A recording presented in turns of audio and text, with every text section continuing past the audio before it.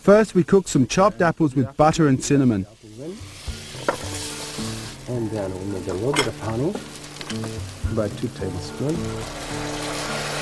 Wow. A little bit of lavender, and the buds of wild thyme. Yeah, you actually don't use much, it's quite pungent. Yes, just a little bit, because you don't want to have any ingredients overpowering the other one. So here we go. There we go. So we have the bananas here peeled. The bananas are put together, intact. You just put them in the pan. And we can even put a little bit of amlou that's made from argan oil, and the almonds and the honey from the region. About 1 teaspoon of amlou. Yep. And back to the stove. Okay, how long do we cook that for? For about 5 minutes or so. Now we line the cake tin with paper-thin dough called waka, the Moroccan equivalent of filo pastry, brushing each layer with melted butter. As generous as you can, these are really nice roasted almonds. It soaks the moisture from the apples and bananas, not to get the pie soggy. You have the whole thing, you can scoop up the whole thing if you want. And then we'll work it out. That's it. Beautiful. So, spread it out to make it nice and even pie. So everyone gets a bit of apple, bit of banana. Exactly. Here we go. And now we can fold it up nicely. And then don't be intimidated to be pressing a little bit. A little bit of force. Yes, a little bit of force. And that's all set. That's so all what done. sort of temperature would you cook this at? I would cook this in 400 degrees for about 10 minutes to help the bottom and the top to be nice and golden and to keep it for being soggy. Okay, now it goes in the oven. Yes. Here we go.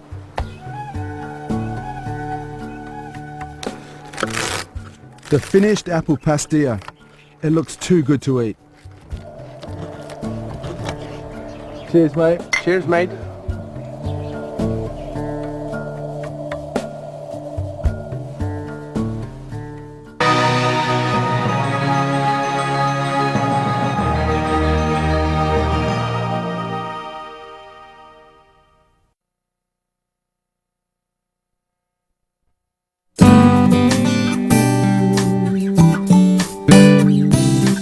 Cookies in Couscous is an unusual name for a restaurant, but it's definitely worth a visit to this cozy little Manhattan Kasbah.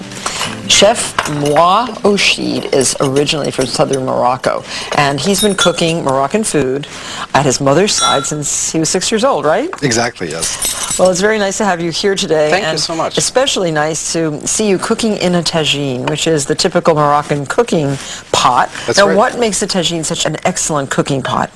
Well, it's very nice because you pick up the flavor from the earthenware of this pot right here, and it's a slow process, and everything comes together nicely, an exquisite flavor after that. It's just wonderful. And you're using a flame tamer underneath. Yes, so it doesn't crack. Okay. So it's a slow process, and that's the best way. So you have some, what, olive oil in there? We have some, about 5-6 tablespoons of olive oil. Okay. And first, I have half a cup pitted prunes and a tablespoon of honey. Well, I'll do that for you. Okay, here you go. And then, cinnamon? And yes, about a teaspoon of cinnamon. And just let them plump? Yeah, so it's a soak for about 15 minutes. And then we're going to start actually now onions on a tagine. Here you go, sliced. Whole onion right here. One great big one? Yes, one big onion is enough. And I have some prunes, so that's what they look like when they plump up, and they really get nice and plump. Exactly, and that's going to be at the end of the process. And then so we have the onions, and we take the spice up here. The spice, we have about 1 teaspoon of cumin and some saffron. Oh, yes. That's real thin. It's a real Spanish funky. saffron. Oh, but this adds not only flavor, but also beautiful orange color. Yes, it's so that's like, what, 1/8 of a teaspoon or so? Yes, exactly. And then we have a little paprika, about 1 teaspoon. So the spices vary from tagine to tagine. It has about 4 influences. You get the Moroccan Jews, you get the French, you get the Arabics, and then you have the African influence. Oh, so you yes. get all those influences blended together and come up with some beautiful cuisine. What I do at the restaurant is classic Moroccan cuisine. So you have the couscous, the bastilla, yes. the little tagines for individual servings? Individuals, yes. Oh, I love yes. those. What are we missing up here? 1/4 cup chopped cilantro, and here it is, and then some garlic. We can leave the garlic whole or dice them. There's some salt up here.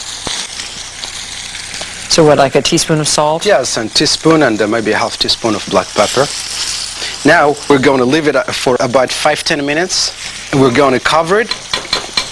About 5 minutes, it just cooks until it's soft. Yes, absolutely. It's a little bit soft, and then now we're going to put half a pound of the string beans. And those are the small haricots Yes. verts. And the haricots verts are the small, thin string beans that are so delicious. Now, since these are Now plumped, I can yes. drain that, right? Yes, please. And then we're going to add half a pound carrots. I love how the Moroccans you always put your vegetables standing up like that, so they cook evenly that way, right, in the tagine? Yes, absolutely. And then we're going to add Definitely. some water. Like a cup? I would say half a cup, and we can add the water as we go. Okay. Always keep an eye on the gravy and the sauce that's in there, okay? Now we'll cover it up. About 20 minutes or so. Actually, this is where it belongs. And See, I never knew yes. that's what the top was for. That's exactly where it It's belongs, perfect. exactly, yes. So this one's been cooking for now how long? It's about 20 minutes or so, yeah.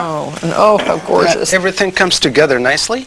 And then the rest of veggies now, we're going to put 2 large tomatoes. Oh, tomatoes, okay. Okay, and then tomatoes go in on the sides. Then we put the calabaza. So that's a kind of pumpkin, kind of squash. Yes.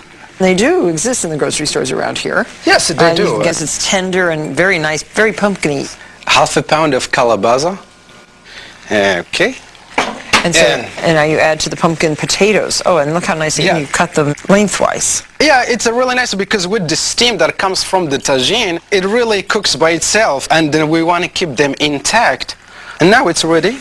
To cover over? Yes, absolutely. And then we cover it for about 15-20 minutes. Yum. When all the vegetables are nice and tender, that's the time to turn it off. And one's done right here? Yes. So here we have, oh, how beautiful. Here we go. That really does look beautiful. Actually, we could garnish it with a little bit of cilantro. And the prunes? And the prunes, yes. And the peppers as well. And what, you roasted peppers? Yes. These are 2 green bell peppers, just a char grill over the open fire. And then we take the skin out with just a knife because we don't want to wash them under water. This looks so beautiful. And olives too? Actually, we serve the olives back in Morocco in a small side dish. And here you have a spectacular dish that must be eaten with couscous. This already cooked from the factory, and so we just add a little boiling water to it, and then we can make a little well in here to keep everything together. And here you go. I'll hold that right here. Okay. So we'll go from the bottom and get the juice from the bottom. Oh, and you can smell the smokiness of those wonderful. peppers. Some juice, And a yes. couple prunes. Yes, some prunes. Okay, and a little cilantro. And here you go. Nice, healthy dish. I think that is a beautiful dish. Well, thank you very Thank you much, so Moha. And I look forward to Thank you. tasting this fantastic vegetable couscous. To subscribe to Martha Stewart Living Magazine, please call our 800 number.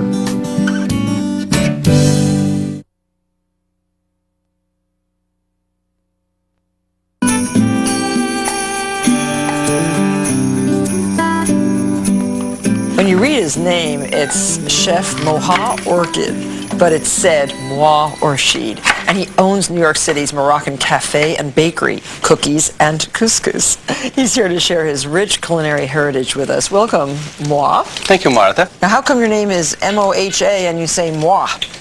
Well, I like it that way because it's funny. It makes a joke. So it's the French call me moi. So That's me. Yeah, it's Moi. moi. C'est moi. It's like who's on first. Okay. So here you go. And how long have you had the restaurant? It's been actually 2 years and 2 months. And how's it doing? It's pretty good. Oh, good. We're holding it nicely, so we're doing fine, so. Excellent. We're expanding and hopefully your soon. cuisine is notably what?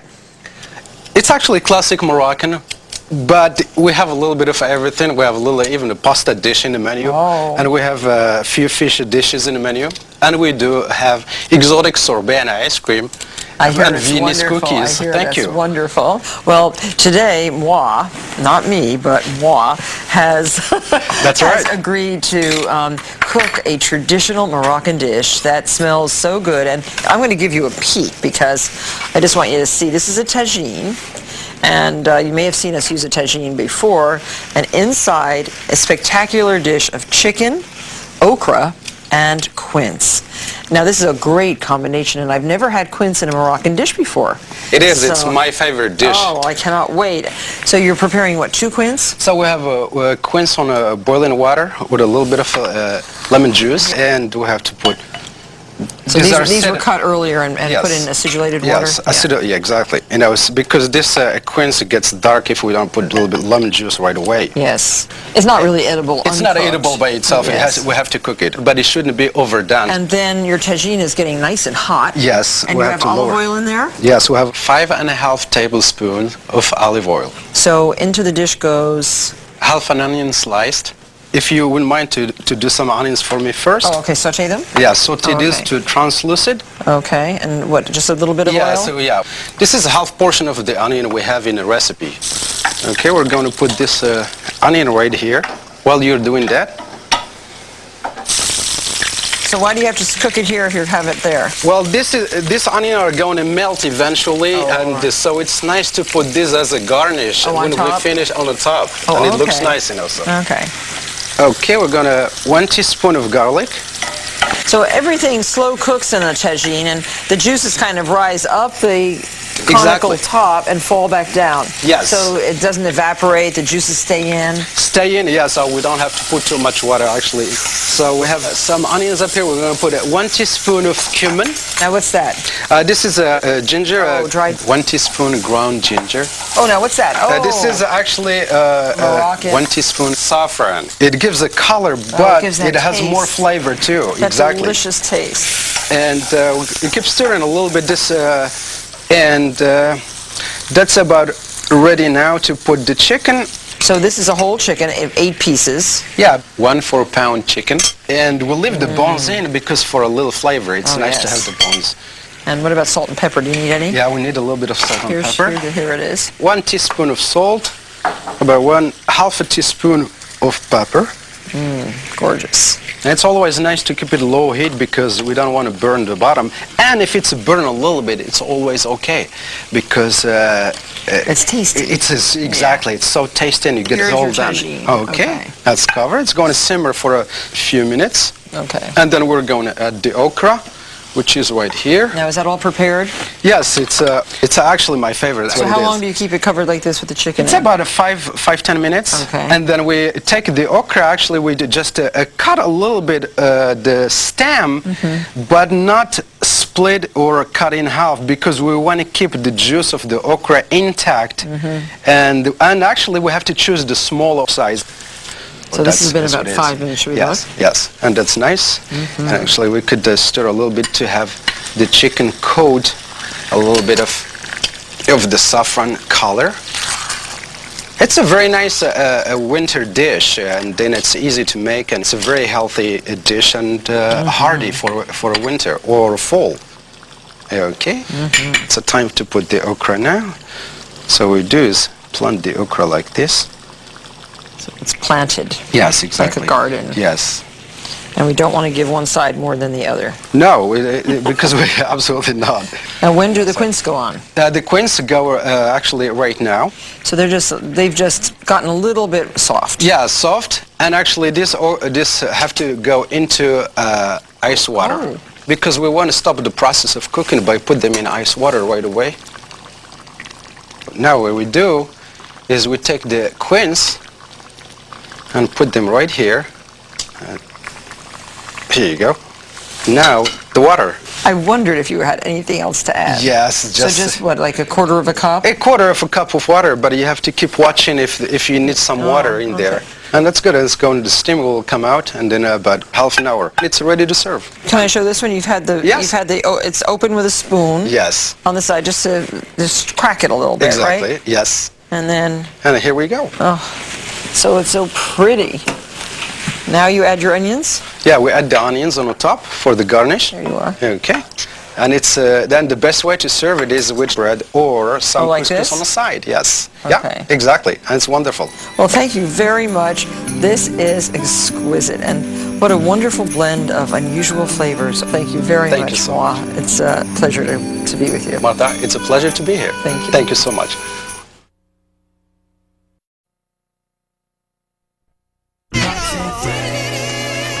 We are with Moha, not Moha, Moha Orchid. Now, he is from a restaurant called Cookies and Couscous. They're located on Thompson Street in Lower Manhattan in New York City.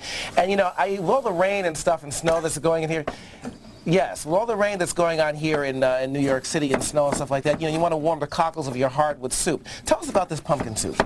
This is a very nice hearty dish. It's affordable, easy to make, and you could make it a vegetarian or non-vegetarian. So basically, it's water. If you want, you know. Now you're talking about pumpkin soup, though. This is a different kind of pumpkin that we're used to. What are you using? What are you This is chopping actually up? called the calabaza. You know, so it's a pumpkin, I would say. So it's a sort of a pumpkin. Here you go. And it's easy to find. Yes, a lot of beta carotene, as you can see. So that's what it looks like. And a lot of seeds, you have to take the seeds out. So you take the seeds out and you're stripping the skin on the outside too. Exactly. With carrot peeler. Okay. This way it doesn't take too much flesh out of the pumpkin. Fabulous. So now you chop all this stuff up. What's the next procedure? Well, the next is we have to slice the carrots. The carrots are here. Right. So we could slice those. and then you have them a over here, celery. the ingredients. Yeah, we have the to carrots, the celery, and onions. Yes. Correct. Those Okay. are the most fundamental ingredients if you want to do. Anybody could do the soup at home. Right. Easy. That's the way. Celery, onion, and carrot. And then you can add whatever you want to do. That's Simple enough. Yes. And the spices that you have here are also pretty simple. Very simple. Fresh thyme, black pepper, salt, a bay leaf, and fresh garlic? ginger. Yes, Ginger. fresh ginger, and that's basically it. And then you have walnuts. I see the walnuts. Well, this is this is for the brownie. Oh, okay, that's for something else. Okay, yes. that's something else, ladies and There you gentlemen. We're going to show you that later. Okay, so what you chop all this stuff up. Yes. All right, and then you combine the ingredients here, the spices, and you put that in a pot. You add any water right or here. anything? Now it's ready. So we're going to start with this. Okay. Basically, put a little bit of olive oil Right. and start with. You're going to see the sizzle up here. Oh, that's